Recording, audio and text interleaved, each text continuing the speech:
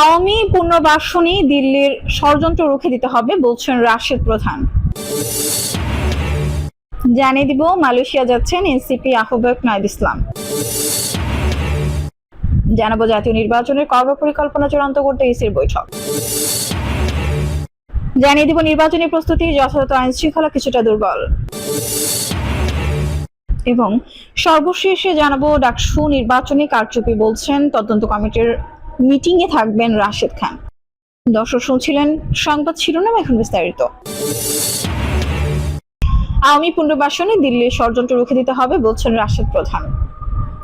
জাতীয় গণতান্ত্রিক পার্টির জাকপা সহ সভাপতি ও দলীয় মুখপাত্র রাশেদ প্রধান বলেছেন, 5 আগস্ট পরাজয়ের যন্ত্রণা সইতে না পেরে দিল্লি সরকার আওয়ামী লীগকে পুনর্বাসনের ষড়যন্ত্রে লিপ্ত হয়েছে। সীমান্ত হত্যা, অবৈধ পুশ ইন, মিথ্যা প্রোপাগান্ডায় সফল না হয়ে হিন্দুস্তান এখন দিল্লিতে শেখ হাসিনার এবং কলকাতায় আওয়ামী লীগের রাজনৈতিক কার্যালয় উদ্বোধন করেছে। তার ভাষায় শেখ হাসিনা এবং আওয়ামী লীগের পক্ষে আন্তর্জাতিক জনমত গঠনের লক্ষ্যে লন্ডনে লবিং ফার্ম নিয়োগ, আওয়ামী লীগের কার্যক্রম নিষিদ্ধের বিষয়টি বাতিল করার লক্ষ্যে ব্রিটেনে আইনজীবী নিয়োগ, আগামী নির্বাচনে আওয়ামী লীগের অংশগ্রহণ নিশ্চিত করার লক্ষ্যে জাতিসংঘের হস্তক্ষেপ চেয়ে আবেদন প্রমাণ করে হাসিনার পক্ষে ভারত যুদ্ধ ঘোষণা করেছে। তাই এবার দিল্লির বিরুদ্ধে আমাদের লড়তে হবে। বৃহস্পতিবার গণমাধ্যমে পাঠানো এক বিবৃতিতে তিনি এসব কথা বলেন। রাশেদ প্রধান আরও বলেন, ভারতীয় গোয়েন্দা সংস্থার এর পরিকল্পনা এবং ভারতের জাতীয় নিরাপত্তা উপদেষ্টা আজিজ দোভালের দিক নির্দেশনায় আওয়ামী লীগ পরিচালিত হচ্ছে। তাই আওয়ামী লীগ ফ্যাসিবাদ বিরোধী সব শক্তির একে অপরের প্রতি কাদা ছুড়াছুড়ি এখনই বন্ধ করতে হবে। হিন্দুস্তানি আধিপত্যবাদী আগ্রাসন মোকাবেলায় আমাদের একত্রিত হতে হবে। জাকপা মুখপাত্রের মতে, যুদ্ধের দামামা বাজছে, প্রস্তুতি গ্রহণ করতে হবে। আওয়ামী পুনর্বাসনে দিল্লির ষড়যন্ত্র রুখে দিতে হবে, নতুবা স্বাধীনতা ও সার্বভৌমত্বের সূর্য অস্তিমিত হবে। মালয়েশিয়া যাচ্ছেন এনসিপি আহ্বায়ক Nahid Islam. NCP diaspora alliance Malaysia চ্যাপ্টারের আমন্ত্রণে শুক্রবার মালয়েশিয়া যাচ্ছেন জাতীয় নাগরিক পার্টির আহ্বায়ক নাহিদ ইসলাম। 24 আগস্ট পর্যন্ত তিনি মালয়েশিয়ার অবস্থান করবেন। এনসিপির যুগ্ম সদস্য সচিব ও মিডিয়া সেলের সম্পাদক ও মুশফিকুস সালেহিন বিষয়টি নিশ্চিত করেছেন। তিনি জানান, দিনের সফরে নাহিদ ইসলাম প্রবাসী বাংলাদেশি সামাজিক ও রাজনৈতিক সংগঠনের প্রতিনিধি, সাংবাদিক, মানবাধিকার কর্মী এবং বিভিন্ন পেশাজীবীর সঙ্গে মতবিনিময় ও নৈশভোজে অংশগ্রহণ করবেন। এছাড়া তার সঙ্গে বাংলাদেশ হাই কমিশন মালয়েশিয়ার কর্মকর্তাদের সৌজন্য সাক্ষাৎ অনুষ্ঠিত হওয়ার কথা রয়েছে। মুশফিকুস সালেহিন বলেন, সফরের অংশ হিসেবে একটি পাবলিক ইভেন্ট যোগ দেবেন নাহিদ ইসলাম। সেখানে মালয়েশিয়া প্রবাসী রাজনৈতিক নেতা, জুলাই বিপ্লবের অংশগ্রহণকারী ছাত্রছাত্রী এবং প্রবাসী জনসাধারণের সঙ্গে মত বিনিময় করবেন। এছাড়া সফরে গণ-অভ্যুত্থান পরবর্তী বাংলাদেশের রাষ্ট্র গঠনে প্রবাসীদের আরো কিভাবে সক্রিয়ভাবে সম্পৃক্ত করা যায় এবং জুলাইয়ের গণ-অভ্যুত্থানে প্রবাসীদের অভিজ্ঞতা নিয়ে আলোচনা করবেন নাহিদ ইসলাম। 25 আগস্ট তার দেশে ফেরার কথা রয়েছে। জাতীয় নির্বাচনের কর্মপরিকল্পনা চূড়ান্ত করতে ইসির বৈঠক। যেহেতু জাতীয় সংসদ নির্বাচনে সামনে রেখে একগুচ্ছ কর্মপরিকল্পনা নিয়ে বৈঠক করেছে নির্বাচন কমিশন। বৃহস্পতিবার আগারগাঁওয়ে নির্বাচন ভবনে 4 নির্বাচন কমিশন ও ইসি সচিবালয় কর্মকর্তাদের নিয়ে বৈঠক হয়। তবে অন্য কাজে ব্যস্ত থাকায় প্রধান নির্বাচন কমিশন এই বৈঠকে ছিলেন না। ইসি সচিব জাপানে থাকায় তিনিও বৈঠকে অংশ নেননি। নির্বাচন কমিশন আবুল ফজল মোহাম্মদ সানাউল্লাহ বলেন, কর্মপরিকল্পনা নিয়ে আমরা বৈঠক শুরু করলাম, অনেকগুলো বিষয় থাকায় আজকের মধ্যে সম্ভব না ও হতে পারে, সেক্ষেত্রে রোববার বা সোমবার পর্যন্ত অপেক্ষা করতে হবে। তিনি আরো বলেন, নির্বাচন কমিশনার ও নির্বাচন কর্মকর্তাদের সঙ্গে বৈঠকের পর সার্বিক অগ্রগতি প্রধান নির্বাচন কমিশনারকে জানাতে হবে। এরপর সবকিছু চূড়ান্ত করে জানানো হবে। নির্বাচনী প্রস্তুতি যথাযথ আইন শৃঙ্খলা কিছুটা দুর্বল। নির্বাচনের সময় দেশের আইন শৃঙ্খলা পরিস্থিতির উন্নতি হবে বলে আশা করছে বিএনপি। দলটি বলছে, নির্বাচন কমিশন যথাযথভাবে নির্বাচনী প্রস্তুতি নিলেও আইন শৃঙ্খলা পরিস্থিতি নিয়ে তাদের কিছুটা উদ্বেগ আছে।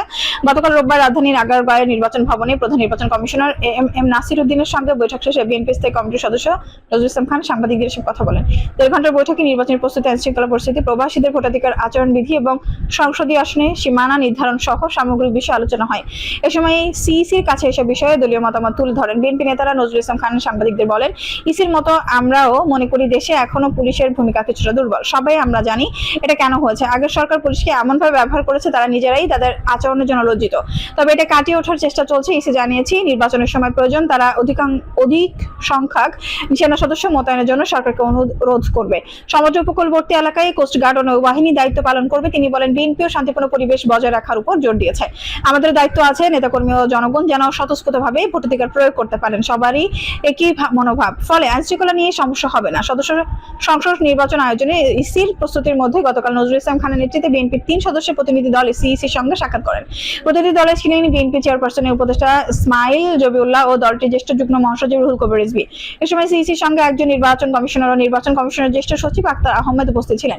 প্রবাসীদের ভোটের বিষয়ে নজরুল ইসলাম খান জানান, বিষয়ে বিএনপির 31 দফায় প্রবাসীদের ভোটাধিকার নিশ্চিত করার প্রস্তাব রয়েছে। এ বিষয়ে ইসি জানিয়েছে, যাদের এনআইডি এবং ই পাসপোর্ট ও এমআরপি পাসপোর্ট আছে তাদের ভোটাধিকার নিশ্চিত করার চেষ্টা চলছে। বিএনপি সাধারণ পাসপোর্টধারীদেরকেও ভোটের তালিকা অন্তর্ভুক্ত অনুরোধ জানিয়েছে। তবে এই ক্ষেত্রে ভুয়া পাসপোর্টধারীদের বিষয়ে যাচাই বাছাই করার পরামর্শ দিয়েছে। আগামী ফেব্রুয়ারিতে নির্বাচন হবে না।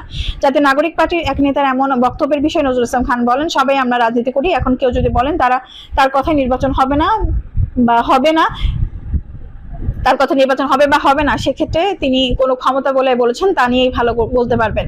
সেটা তিনি কোন ক্ষমতা বলে বলেছেন তা তিনিই ভালো বলতে পারবেন। এটা তাকেই জিজ্ঞাসা করুন। আমরা তো দেখছি ইসি নির্বাচন প্রস্তুতি নিচ্ছে, প্রধান উপদেষ্টাও নির্বাচন অনুষ্ঠানের কথা বলছেন।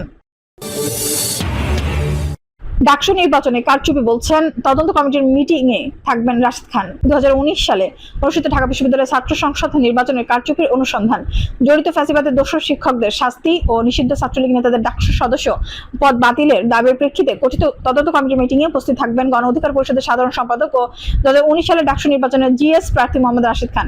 বৃহস্পতিবার দুপুর 12:30টায় ঢাবি উপাচার্যের কার্যালয়ের পাশে কোষাধ্যক্ষের অফিসে এই মিটিং অনুষ্ঠিত হবে।